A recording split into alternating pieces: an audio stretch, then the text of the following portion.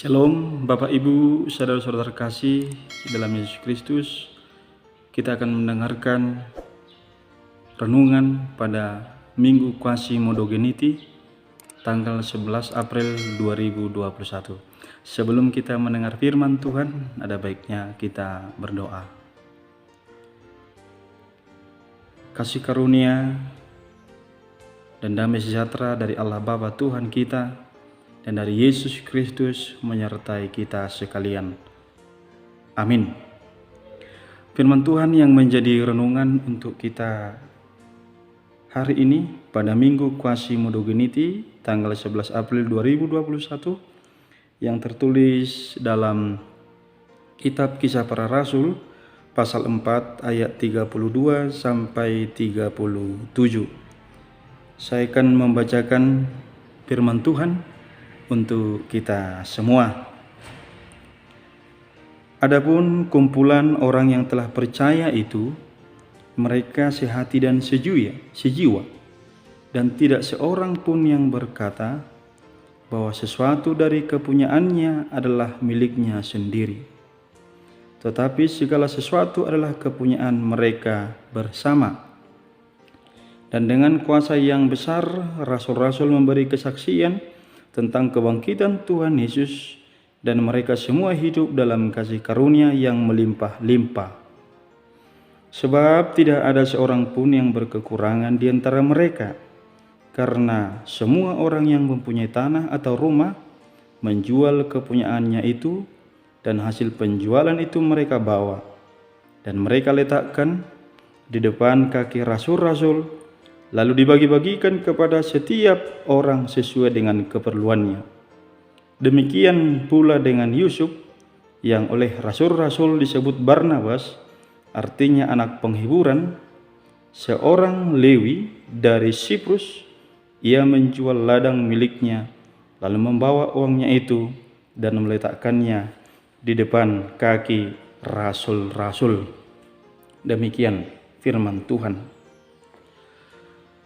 Kita yang dikasihi Tuhan, dari dulu sejak zaman para rasul, pemberitaan Injil dihasilkan karena persekutuan yang saling peduli. Tentu para rasul juga harus punya tim yang sangat solid. Bahkan para rasul harus memiliki rasa peduli berbagi tugas agar mereka bisa melaksanakan misi-visi yang daripada Tuhan Yesus, yaitu jadikan semua bangsa muridku. Tentu kehidupan iman pada zaman para rasul juga dapat kita pahami bahwa mereka punya tantangan yang besar. Tidak gampang dan tidak mudah mereka melewati berbagai tantangan, ancaman pada masa kekaisaran Romawi. Tapi kita yang dikasihi Tuhan, kita harus melihat bahwa kepedulian yang daripada Tuhan Yesus terhadap pekerjaan tugas daripada rasul itu sungguh membuahkan hasil. Tidak hanya bicara soal misi, visi, tetapi Tuhan mau mengharapkan daripada tindakan para rasul atau para murid Yesus, mereka harus meneruskan apa yang Tuhan tugaskan kepada mereka, menjadikan seluruh bangsa muridnya. Tentu pertanyaan sederhana yang bisa kita pikirkan dan kita renungkan, kita yang dikasihi Tuhan, apa yang sudah kita korbankan selama ini dalam hidup kita? Apa yang sudah kita tunjukkan rasa peduli dalam hidup ini, dalam pelayanan, pekerjaan kita dan dimanapun? Ini perlu menjadi perenungan bahwa ketika kita bicara cara hidup, bicara tentang kasih, maka Tuhan juga menginginkan kepada kita harus ada tindakan nyata. Dari firman Tuhan yang kita dengarkan saat ini, Tuhan mau mengajak kita yang pertama sekali adalah hiduplah semakin peduli, sehati sejiwa, karena Tuhan selalu peduli. Kita yang dikasihi Tuhan, kepedulian Allah setiap saat ini sungguh kita syukuri dalam kehidupan kita. Setelah kita melewati masa-masa sukacita, yaitu Paskah kebangkitan Tuhan Yesus, ini mau mengingatkan setelah kebangkitan maka kita memasuki suatu kehidupan baru, rasa syukur yang baru dengan Minggu Quasi-Modo-Geniti. Tentu dari perkataan Quasi-Modo-Geniti kita sudah sering dengar, seperti bayi baru lahir yang selalu ingin air susu yang murni dan rohani. Kita yang dikasihi Tuhan, firman ini mengajak kita bangunlah hidup saling menolong, mendukung untuk hal yang baik. Tentu dalam hidup pelayanan kita diinginkan sebagai hamba-hamba Tuhan juga, atau pelayan-pelayan di dalam gereja, tengah masyarakat, pemerintahan, Tuhan menginginkan kita agar kita memiliki sumbangsi yang berarti dalam pekerjaan dan apapun yang kita lakukan untuk satu visi kita hidup sehati dan sejiwa. Memang tidak gampang Bapak Ibu kita yang dikasihi Tuhan untuk memberikan hidup yang sejiwa. Karena kita punya pengalaman, punya profesi yang berbeda-beda, punya tanggung jawab yang berbeda-beda. Tapi saat ini Tuhan mau ajak kita, berhentilah memaksakan kehendak, memaksakan ego kita masing-masing dalam suatu komunitas, dalam satu kelompok yang kita miliki. Karena kita harus bisa mendengarkan apa yang disampaikan oleh orang lain. Kita harus bisa mendengarkan apa saran pendapat orang lain. Tentu apa yang kita pikirkan belum tentu sama dengan apa yang mereka pikirkan. Tetapi firman ini mengajak kita, kalau memang kita merasakan bahwa kehidupan ini adalah anugerah Tuhan semata, bahwa Tuhan menginginkan kita harus sehati dan sejiwa, maka mulailah untuk lebih banyak mendengar, mampu mendengar keluh kesah orang lain. Jangan hanya kita ingin didengar, aduh aku punya pergumulan, aku punya persoalan, tapi ketika orang lain mau bercerita kepada kita, kita tidak mau mendengar. Ini sungguh sangat indah firman Tuhan pada minggu-minggu yang setelah melewati Paskah. Tuhan menginginkan kita milikilah cara hidup yang lebih baru, pengalaman yang lebih baru, hanya karena satu harapan kita memiliki hidup yang sehati dan sejiwa.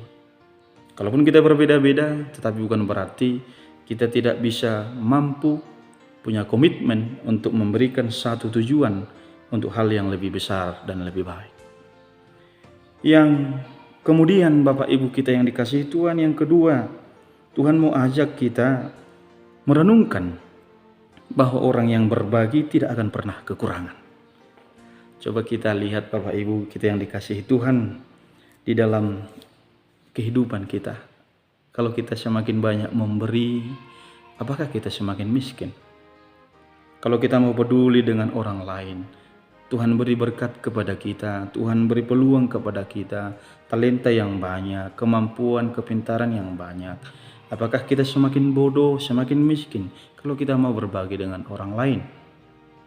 Hal ini sangat indah dalam ayat 34. Mari kita lihat firman Tuhan yang berkata, sebab tidak ada seorang pun yang berkekurangan di antara mereka, karena semua orang yang mempunyai tanah atau rumah menjual kepunyaannya itu, dan hasil penjualan itu mereka bawa. Mari kita lihat kita yang dikasihi Tuhan, Bapak Ibu saudara terkasih dalam Kristus Yesus, bahwa lihatlah kepedulian jemaat itu. Lihatlah kepedulian mereka. Mereka jual tanah mereka, mereka jual rumah mereka, hasilnya diberi kepada orang yang membutuhkan. Bahwa dalam kehidupan ini Tuhan beri berkat kepada kita. Tapi lihatlah bahwa berkat yang kita miliki semata-mata seluruhnya bukan hanya milik kita sendiri. Tuhan mau ajak kita berikan juga kepada orang yang membutuhkan. Jangan selalu merasa miskin. Jangan selalu merasa tidak mampu. Jangan merasa kita ini tidak punya apa-apa, Bapak Ibu kita yang dikasihi Tuhan. Lihatlah betapa luar biasanya kalau kita merasa dicukupkan. Itu adalah berkat-berkat daripada Tuhan. Hanya orang kikir saja, hanya orang pelit saja yang selalu merasa kekurangan. Tidak pernah kekurangan orang yang mau berbagi. Baik sedikit, baik banyak yang dia bagikan kepada orang lain. Tetapi orang yang selalu menyimpan dan hanya memikirkan dirinya sendiri, maka dia sebenarnya sedang kehilangan anugerah Tuhan bahwa dia sebenarnya mampu berbagi. Kita yang dikasihi Tuhan, lihatlah Yusuf Barnabas yang disebut oleh para rasul. Dia mau menjual ladang kepada orang yang membutuhkannya, lalu dia berikan kepada para rasul hasil penjualan ini untuk satu tugas pelayanan. Nah, sekarang pertanyaannya, terlebih kita hamba-hamba Tuhan, saya bukan mengatakan saya ini sudah sempurna, tapi kita mau diajak oleh Tuhan, mau belajar dan mau melakukan. Mulailah mau berbagi. Mulailah mau menolong orang yang sedang butuh. Apakah itu secara materi, apakah itu secara pikiran. Jangan hanya meminta selalu, tetapi sering-seringlah kita berbagi. Jikalau kita memang Tuhan pakai untuk satu visi yang lebih besar. Dan saat ini juga perlu kita pahami, Bapak Ibu kita yang dikasihi Tuhan, sebenarnya tidak ada orang yang miskin di dalam kehidupan ini jikalau dia mau merasakan Tuhan sebenarnya menempatkan dia untuk berkat-berkat yang luar biasa. Oke lah kalau kita bicara miskin secara materi, tapi bukan berarti kita Bapak Ibu sampai mati selalu menjadi miskin. Ada saatnya Tuhan bangkitkan ekonomi kita, Tuhan bangkitkan kehidupan kita. Orang yang mau melihat hidupnya ini adalah anugerah pemberian Tuhan semata, maka dia harus berkata, berkat yang dia miliki bukan hanya dirasakan oleh dirinya sendiri, tetapi harus bisa juga dirasakan oleh orang lain. Jadi mulailah Bapak Ibu, seringlah berbagi, seringlah menolong orang lain dalam kesulitannya. Jangan enggan jikalau kita mampu. Jangan enggan jikalau kita bisa. Seandainya pun tidak mampu secara materi, kita peduli kepada orang lain. Mulailah minimal memberikan satu cara sikap peduli, apakah itu doa atau semangat, atau bisa saja kita memberikan motivasi agar mereka sanggup untuk merasakan berkat-berkat Tuhan. Minggu Quasimodo Geniti, milikilah cara hidup yang lebih baru, berbagilah dari hal yang kecil, dan bangunlah persekutuan yang saling mengasihi di dalam Tuhan. Amin.